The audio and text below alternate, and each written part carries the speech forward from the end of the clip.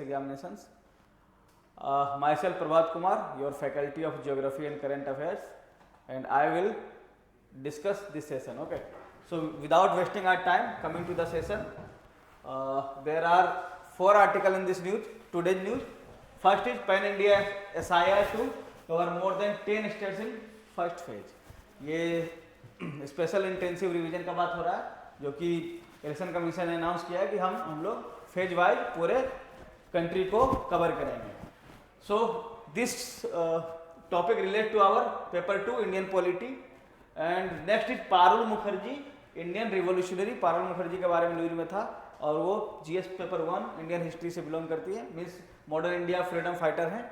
And next is defence acquisition council, that is DAC approvals. DSC ने कुछ approvals दिया है ना एक्विजिशन के लिए, बाय करने के लिए for Indian army, navy and Indian air force. So it is related to GS paper 3, that is security and chit fund scam. कल भी हम लोग थोड़ा बहुत डिस्कस किए थे चिट फंड के बारे में, और आज न्यूज में था बंगाल में चिट फंड स्कैम फिर से हुआ है, उससे रिलेटेड है. And this topic is related to our GS paper 3 Indian economy. So one by one I am going to discuss these news. So coming to the first news, first news is related to Pan India SIR to cover more than 10 states in first phase.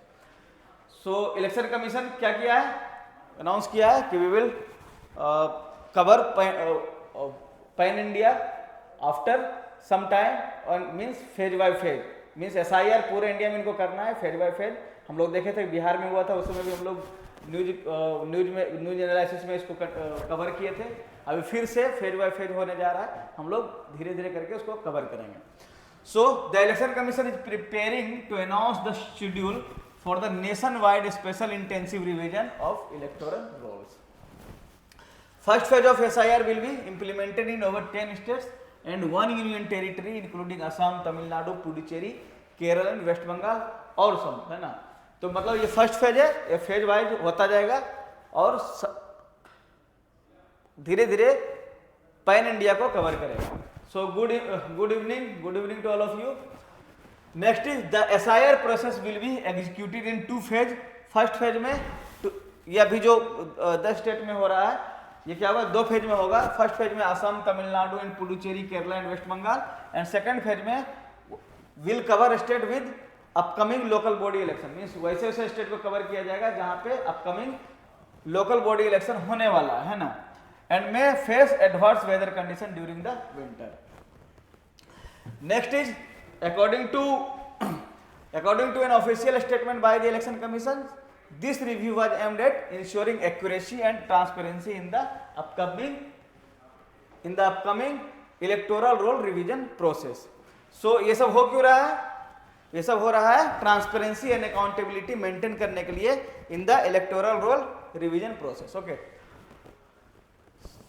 तो हम लोग ये news में था, तो हम लोग पहले जानेंगे कि एक्चुअली में SIR है क्या, है ना, स्पेशल इंटेंसिव रिवीजन है क्या, वो जानेंगे, और क्यों जरूरी है, कहाँ से उसको मैंडेट मिला है इलेक्शन कमीशन को, ये सब हम लोग डिस्कस करेंगे.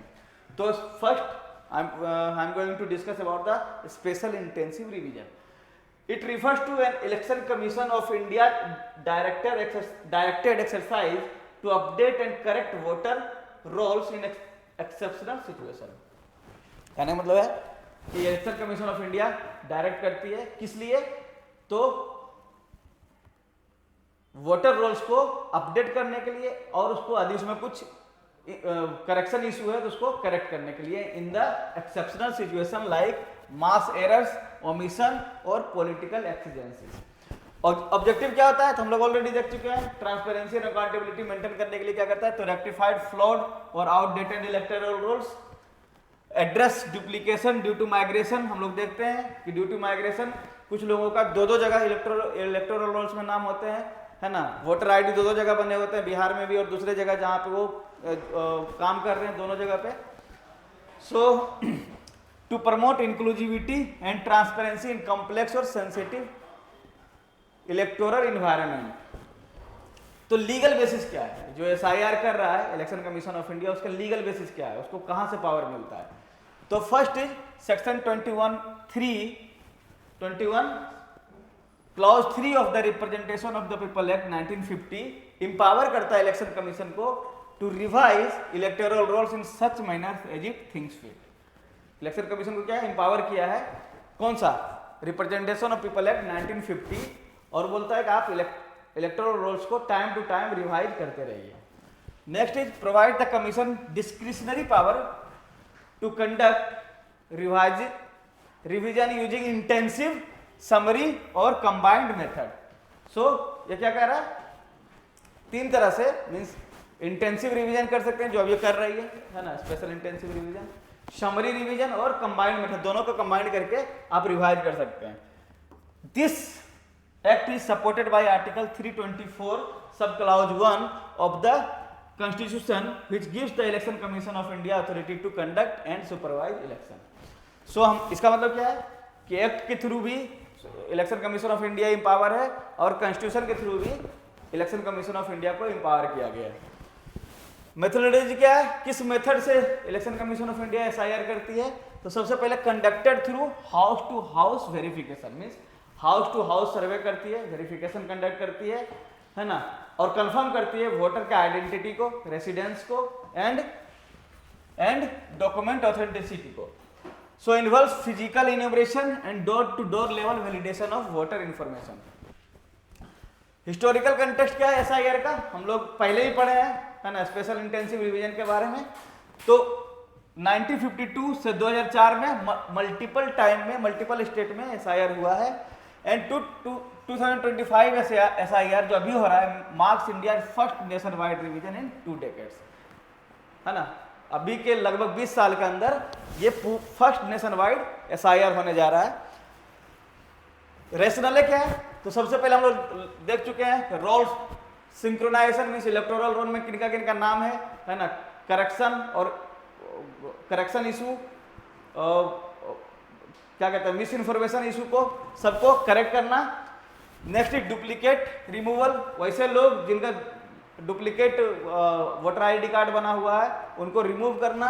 नेक्स्ट इज माइग्रेंट मैपिंग, जो लोग माइग्रेंट हो चुके हैं और बहुत जगह उनका 2-3 जगह उनका इलेक्टोरल कार्ड बना हुआ है उनको मैप करना। So enables accurate constituency significant assignment for the India large population of internal migrants, लगभग इंडिया में 400 मिलियन जो हैं माइग्रेंट्स हैं। बूथ रैशनलाइजेशन, तो aim to limit each polling station to around 1200 voters, मतलब इससे क्या होगा कि हर 1200 वोटर्स पे एक बूथ बनाया जाएगा, improving booth management and accessibility in remote and tribal region. Digital transparency, तो use the election commission of India net platform integrating over 40 electoral management tools for real time update. लेकिन challenges क्या है, election commission of India तो SIR करने जा रही है ना पैन इंडिया लेवल पे, उसमें चैलेंजेस क्या है, तो सबसे पहले डॉक्यूमेंट एक्सक्लूजन। अभी हम लोग देखे थे बिहार में जब एसआईआर हो रहा था तो बहुत सारा इशू हो रहा था कि आधार कार्ड को एक्सेप्ट नहीं कर रही थी इलेक्शन कमीशन ऑफ इंडिया, है ना, बहुत सारे डॉक्यूमेंट है उसको इलेक्शन कमीशन ऑफ इंडिया जो है एक्सेप्ट नहीं कर रहा था, उसके कारण इशू हो रहा था डॉक्यूमेंट वेरिफिकेशन में।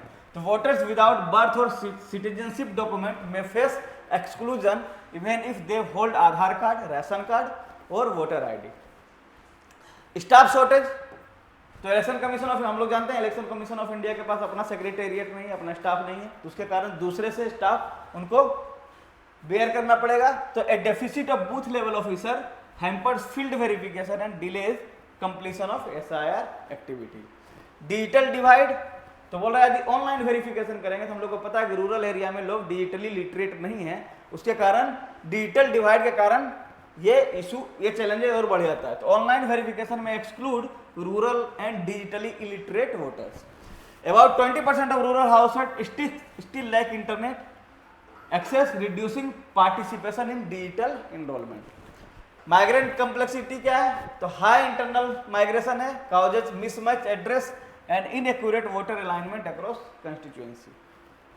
अवेयरनेस गैप, बहुत लोग लिमिटेड पब्लिक अवेयरनेस है, outreach on deadlines, documentation and procedure result in missed enrollment. Election commission of India का क्या है, डेडलाइन कम रहता है, बहुत लोगों को पता भी नहीं रहता है कब तक उनको डॉक्यूमेंट सबमिट करना है, उसके कारण क्या होता है, अवेयरनेस गैप के कारण बहुत लोग अपडेट नहीं कर पाते हैं। तो बार बार इलेक्टोरल रोल का बात हो रहा है, तो इलेक्टोरल रोल है क्या? तो इलेक्टोरल रोल होता है कि रजिस्टर है, it is the official list of eligible voters in a specific constituency.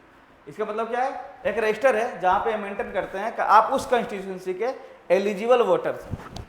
Inclusion in the roll is a legal prerequisite to voting in India. आप उस रोल में, है ना, आपका इंक्लूजन हो गया, इसका मतलब आपका वोटर आईडी कार्ड बनेगा और आप वोट देने के लिए इंपावर हो जाएंगे, मीन्स आपको ऑथराइज कर दिया जाएगा कि आप वोट दे सकते हैं। एडमिनिस्ट्रेटिव रिस्पॉन्सिबिलिटी क्या है?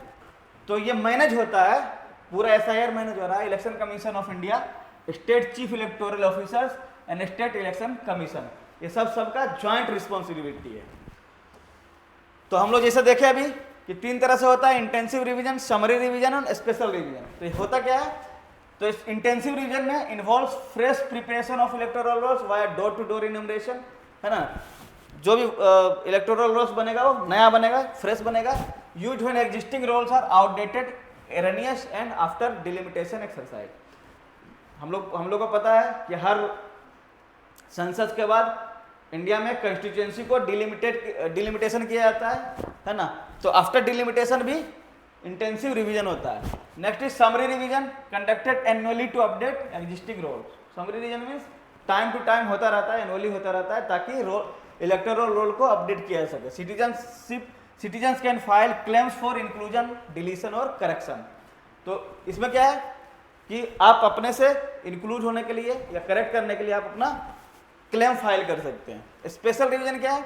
अंडरटेकन इन exceptional circumstances like missed areas, large scale error और legal exigencies may use summary, intensive और hybrid approach under the section 21 clause 3 of the क्या है of the 1958 that is representation of people act 1950।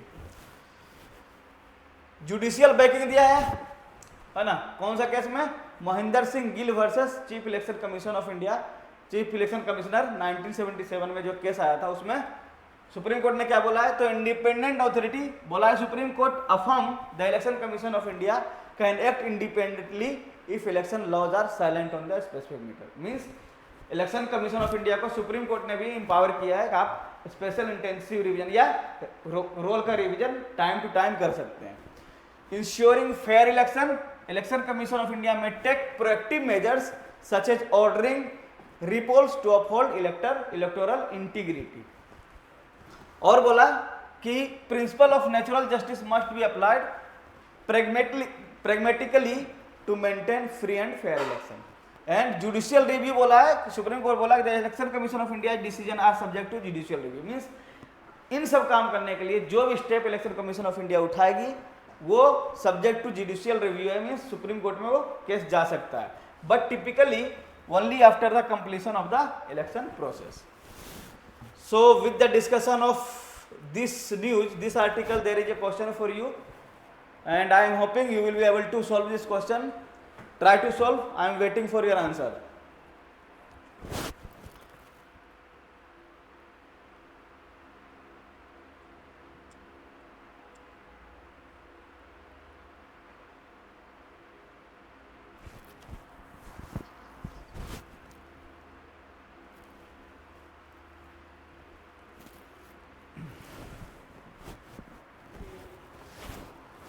चलो, one is answering, it is a, है ना। तो हम सबसे पहले ऑप्शन 2 पे आते हैं। Option 2 is it is undertaken only in the year preceding a general election. ऐसा नहीं है, इलेक्शन कमीशन ऑफ इंडिया को एम्पावर किया गया, आपको जब भी सही लगे आप रिवीजन, रोल का रिवीजन कर सकते हैं। So 2 becomes wrong. If 2 becomes wrong means B and C is wrong. तो अब क्या है, 1 and 3 is correct. It means 4 पे आते हैं हम लोग। 4 पे क्या है? The election commission requires prior approval for the union government. ऐसा नहीं है, इलेक्शन कमीशन को किसी का भी अप्रूवल का जरूरत नहीं है। सुप्रीम कोर्ट का भी जजमेंट है कि आप सो मोटो एक्शन ले सकते हैं। So option 4 becomes wrong, it means option A is correct answer. Next article is A story of survival, tamarind tree planted by a women freedom fighter find a place at a Kolkata film festival. अभी Kolkata film festival होने वाला है, उसमें उस tamarind tree जो women freedom fighter ने लगाया था आज से 70 साल 75 साल पहले, वो कोलकाता फिल्म फेस्टिवल में उसको जगह मिला है। तो हमें वो मतलब नहीं है वो टेमरिन ट्री क्या है नहीं है, हमें मतलब है कि वो किस freedom fighter, women freedom fighter का बात कर रहा है, उसको हम लोग डिस्कस करेंगे। वो हमारे लिए यूपीएससी किसी भी एग्जाम के लिए इंपॉर्टेंट है। सो बात हो रहा है पारुल मुखर्जी, है ना, जिनका जन्म 1915 में हुआ था और 1990 में उनका डेथ हुआ है। एक इंडियन रिवोल्यूशनरी थी और वो कहाँ कहाँ इन्वॉल्व थी उनके बारे में जानते हैं। तो सबसे पहले 1929 में मीन्स 14 साल की उम्र में उन्होंने अनुशीलन समिति को ज्वाइन किया था एट द एज ऑफ 14। उनकी जो सिस्टर थी Usha Mukherjee, she also join the organisation, means दोनों सिस्टर जो है अनुशीलन समिति की मेंबर थी। Despite women being generally restricted to minor duties, Parul played an active leadership role in Anushilan Samiti. Okay, strengthen the women's wing of, उनका काम क्या था और उन्होंने क्या किया कि अनुशीलन समिति का जो विमेन विंग है उनको स्ट्रेंथन करने की कोशिश किया। कैसे? By recruiting numerous women members, recruit किया, organising study circle and political awareness session and teaching self defence and martial technique. तो मीन्स ये क्या कर रही थी, एम्पावर कर रही थी विमेन को, टेक्निक सिखा, मार्शल आर्ट, सेल्फ डिफेंस का आर्ट सिखाकर, है ना, उनको अवेयर करके और अनुशीलन समिति का मेंबर बनाकर। Founded and organize the Comilla Chhatri Samiti specially for girls student. Okay, and earn the nickname Comilla Gunda for her boldness. उनको लोग बुलाते थे कोमिला गुंडा के नाम से। उनका इन्वॉल्वमेंट था टीटागढ़ कॉन्स्पिरेसी, है ना, तो टीटागढ़ कॉन्स्पिरेसी हुआ था 1935 में और उनमें उनको अरेस्ट किया गया, पारुल मुखर्जी को अरेस्ट किया गया। तो क्या हुआ था, took refuge in Titagarh, hideout used by Anushilan Samiti. Titagarh conspiracy में क्या हुआ था, ये लोग अनुशीलन समिति के जो भी मेंबर थे वहां पे छिपे थे और छिप के वहां पे क्या कर रहे थे, स्टोर किए थे explosive and sheltering escaped revolutionary. जितना भी रिवोल्यूशनरी भागे हुए थे उनको शेल्टर दे रहे थे और एक्सप्लोसिव को भी जमा कर रहे थे। In January 1935 police raided the house after receiving an anonymous tip. वहां रेड किया गया और ये लोग सब सीज हुए। Police seize bomb making materials, chemicals and instructions, ये सबको सीज किया गया और प्लस जो भी लोग वहां पे थे उनको अरेस्ट किया गया। उसमें पारुल मुखर्जी भी अरेस्ट हुई। फिर ट्रायल हुआ, charge with conspiracy to wage war against the king emperor, उनके ऊपर चार्ज लगा और उनको टॉर्चर किया गया in custody both mentally and physically in Howrah jail. फिर subjected to sexual assault by a police officer, उनके ऊपर सेक्सुअल असॉल्ट करने की भी कोशिश की गई। Refuse to reveal any information about the fellow revolutionary, अपने जितने भी दोस्त थे उनके रिवोल्यूशनरी उनके बारे में कुछ भी जानकारी देने से मना की। And September 1935 convicted under the Bengal criminal law amendment act for illegal possession of firearms. उनके लिए उनको 1 साल का रिगरस इम्प्रिजनमेंट मिला और 1937 में फिर से कन्विक्शन हुआ उनको for her role in Titagarh conspiracy, जो कि 1935 में हुआ था। उनके लिए उनको 3 years ऑफ रिगरस इम्प्रिजनमेंट का सजा मिला। बाद में क्या हुआ, 1939 में वो रिलीज हो गई under a general Amnesty for political prisoners. उसके बाद क्या हुआ, उन्होंने अपने आप को विड्रॉ कर लिया from public life and never married after partition of India, क्योंकि वो ढाका से बिलोंग करती थी। तो पार्टीशन ऑफ, जब इंडिया का पार्टीशन हुआ तो बांग्लादेश वाला पार्ट हमारा इंडिया से निकल गया, है ना, तो वो रिफ्यूजी कॉलोनी, कलकत्ता में रिफ्यूजी कॉलोनी में रहने लगी। Became a protector and community leader known affectionately as Parul Pishi. Parul Pishi means aunt Parul. उसके बाद क्या क्या हुआ, फिर भी कुछ एक्टिविटीज में इन्वॉल्व रही, जैसे standing vigil at night with A stick and torch for safety, establishing schools for refugee children's, caring for stray animals and ensuring the welfare of the displaced, and serve as the headmistress of one of the schools she founded। जिस school को उसने found किया था उसमें headmaster रही, ठीक है। फिर 1990 में उनका डेथ हो गया। So based on Parul Mukherjee there is a question, try to solve this question.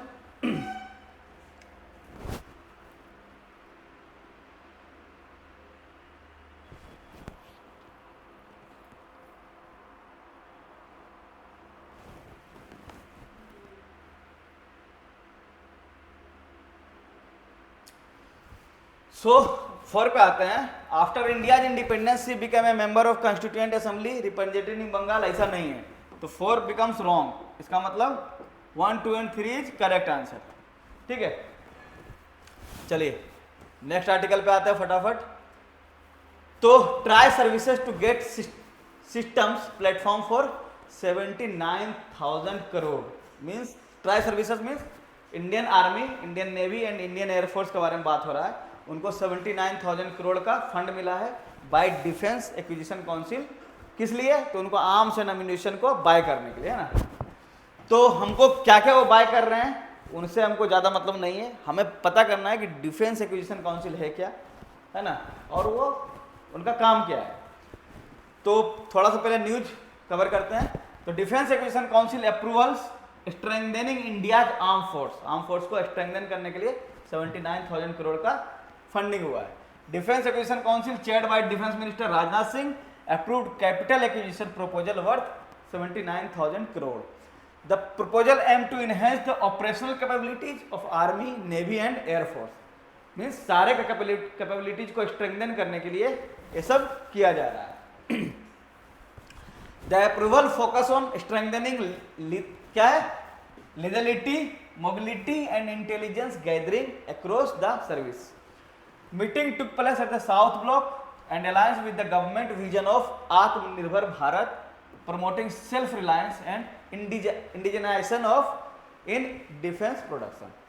इसका मतलब क्या है, हम लोग एक दिन और डिस्कस कर रहे थे, डिफेंस प्रोडक्शन के लिए, डिफेंस इक्विपमेंट के लिए हम लोग बहुत दूसरे कंट्रीज पे आश्रित है ना, डिपेंडेंट है, मीन्स हम लोग इंपोर्ट करते हैं। तो उस इंपोर्ट डिपेंडेंसी को कम करने के लिए उसका इंडिजिनाइजेशन किया जा रहा है, ठीक है, under the vision of Atmanirbhar Bharat.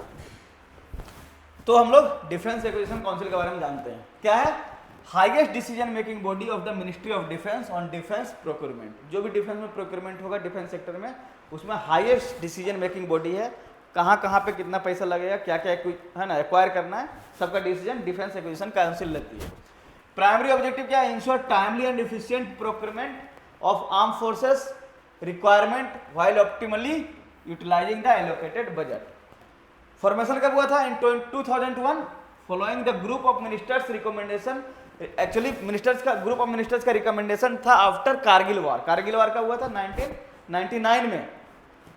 1999 में कारगिल वार हुआ था पाकिस्तान के साथ। उसके बाद जब हम लोग जीत गए तब रिकमेंडेशन आया ग्रुप ऑफ मिनिस्टर के द्वारा कि एक डिफेंस एक्विजिशन काउंसिल हो इंडिया में, ताकि टाइमली है ना हम किसी भी इक्विपमेंट को, किसी भी डिफेंस इक्विपमेंट को टाइमली एक्वायर कर सके। क्योंकि एक्वायर करने में टाइम लगता है तो हम लोग आउटडेटेड हो जाते हैं उस, है ना, जिसके कारण जो जब हमारे पास मशीनरी पहुंचती है तब तक वो मशीनरी आउटडेटेड हो जाती है। तो टाइमली एक्विजिशन हो सके उसके लिए ये रिकमेंडेशन किया गया था ग्रुप ऑफ मिनिस्टर के थ्रू, और उस रिकमेंडेशन को फॉलो करते हुए ये to reforming the national security, उस रिकमेंडेशन को फॉलो करते हुए डिफेंस एक्विजिशन काउंसिल बनाया गया 2001 में।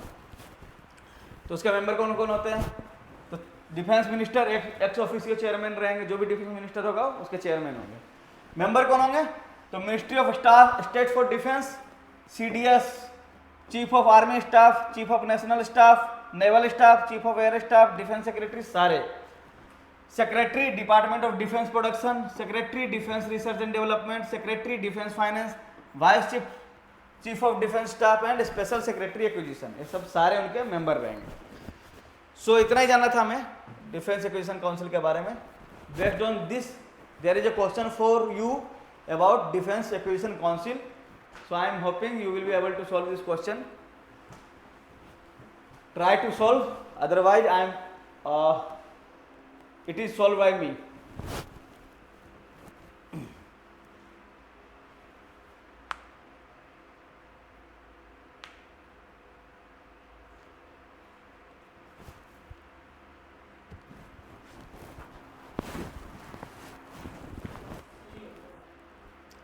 So it is C, है ना, इसका मतलब सारा सही है। तो all option is correct in this question, so option C is correct. After this we are moving towards the next article, that is fresh chit fund scam rocks West Bengal 350 crore siphoned off. कल भी हम लोग चिट फंड के बारे में बात कर रहे थे, है ना, और आज चिट फंड के बारे में न्यूज में है। तो इससे पहले ये क्यों बोल रहा है fresh chit fund scheme? Fresh क्यों बोल रहा है? क्योंकि इससे पहले भी बंगाल में चिट फंड स्कीम हो चुका है। हम लोग कल भी डिस्कस किए थे शारदा स्कीम के बारे में। तो शारदा स्कीम के बाद ये फिर फ्रेश चिट फंड स्कीम हुआ है, जिसमें 350 करोड़ रुपये का घपला है। तो हम लोग पढ़ते हैं, a fresh chit fund scheme has emerge in Asansol. कहाँ है? वेस्ट बंगाल में पश्चिमी बर्धमान डिस्ट्रिक्ट का एक एरिया है। Nearly a decade after the Saradha and Rose Valley scheme. 2 scheme already वहाँ हो चुका है बंगाल में, Saradha scheme and Rose Valley scheme. उसके बाद फिर से ये नया चिट फंड स्कीम हुआ है। The Saradha and Rose Valley chit fund scheme in 2013 had similarly rocked West Bengal dominating political discourse for several year. फिर नया से चिट, तो हम लोग को ये मतलब नहीं है चिट फंड स्कीम हुआ है तो अब बंगाल की गवर्नमेंट समझे। हम लोग को ये जानना है कि चिट फंड होता क्या है, ठीक है, और रेगुलेट कैसे होता है। तो ये जानते हैं। तो chit fund is a saving scheme in India where a group of individuals pool money regularly for a fixed period. इसका मतलब क्या है कि कुछ लोग होते हैं 10-12 लोग या 50 लोग, उस अपना अपना पैसा खुद लाते हैं और वो एक जगह जमा करते हैं, है ना। उसमें कुछ एक मेंबर होता है जो पूरे चिट फंड को ऑर्गेनाइज करता है, पैसे को रेगुलेट करता है या मैनेज करता है। तो इसका मतलब एक तरह से क्या है, ग्रुप, मतलब ये मेंबरशिप बेस्ड फंड है ना। जितना भी मेंबर रहेंगे सबको पैसा जमा करना पड़ेगा एक पर्टिकुलर इंटरवल ऑफ टाइम पे। Each member contributes a fixed amount, है ना, and one member receives the total collected amount that is chit value during each period. हर बार क्या होगा, हर इक्वल अमाउंट पे पैसा जमा करना पड़ेगा सबको, जैसे हमने बताया, और एक आदमी उसको मैनेज करेगा। कैसे वर्क करता है? तो operates through a periodic auction, usually monthly. Periodic auction हो सकता है कहीं कहीं पे 15 दिन पे भी चलता होगा, लेकिन यूजुअली हर मंथ चलता है और हर महीने ऑक्शन होता है। Members bid for the total collected amount. अब जिसको किसी को लोन लेना है, मान लो उस अमाउंट से, है ना, तो वो बिड करेगा, जो हाईएस्ट बिड करेगा उसको मिल जाएगा। The members offering the highest bid wins and receive the chit value. The process continued until all member have received their share. तो बेनिफिट क्या है? तो सबसे पहले आसान है लोन लेने में, आपको कोई भी कागज वाला काम नहीं, जो जिसे बैंक में ढेर सारा पेपर वर्क करना पड़ता है, वो पेपर वर्क करने की जरूरत नहीं है ना, इजीली अवेलेबल है। So encourage disciplined saving and regular contribution. एक तरह से आप आदि चिट फंड से जुड़े हुए हैं तो आपको हर महीना सेव करना पड़ेगा। मान लो आप 500 रुपये भी जमा कर रहे हैं तो हर महीने 500 रुपये आपको सेव करना पड़ेगा, तो डिसिप्लिन सेविंग हो गया। अदरवाइज आपका वो 500 रुपया कहीं और खर्च हो जाता। Next, provide access to fund in the times of financial need. जब हमको फाइनेंशियल नीड होता है तो हमें लोन मिल जाता है without doing any extra paper work, and managed by trusted individual और institution offering a sense of security. Regulation क्या है? तो governed by chit fund act 1982, है ना, मतलब सबको रेगुलेट करने के लिए एक्ट है चिट फंड को 1982 का। State government oversee registration, management and operation. State government के पास पावर है कि आप सब कुछ देखिए, रजिस्ट्रेशन चिट फंड का हो रहा है कि नहीं, उसका मैनेजमेंट कैसे हो रहा है और ऑपरेशन कैसे कर रहा है। Securities law amendment act 2014 grant SEBI को भी इम्पावर किया। जब ये एक्ट अमेंड हुआ 2014 में, तो सेबी को इम्पावर किया गया और नया पावर दिया गया to pursue fraudulent investment scheme including chit fund and provide guidelines for the formation of special task track trial court. इसका मतलब क्या है, सेबी को एम्पावर किया गया कि आप देखिए कि कोई भी चिट फंड या इस तरह का पोंजी स्कीम जितना भी चलता है वो क्या कहते हैं, सिस्टम या करप्ट प्रैक्टिसेस को एडहेयर कर रहा है क्या, है ना। Next is ensure transparency and protect participants. Risk क्या है? तो अभी जो रिस्क है देखे हम लोग 350 करोड़ रुपया का घोटाला हो चुका है। तो रिस्क है, risk of default if members fail to contribute, possibility of fraud और mismanagement by organisers, and participant must carefully review terms and condition before joining. कहने मतलब क्या है, जो डिफॉल्ट आदि कर दोगे, मान लो किसी ने लोन नहीं किया, वो पैसा नहीं दिया, फिर तुम क्या करोगे? तो इसमें डिफॉल्ट होने के चांसेस है, या जो ऑर्गेनाइजर्स है वो सारा पैसा लेके निकल गया, ठीक है। चलो, based on this chit fund Ponzi scheme, तो there is a question for you, try कीजिए सॉल्व करने के लिए।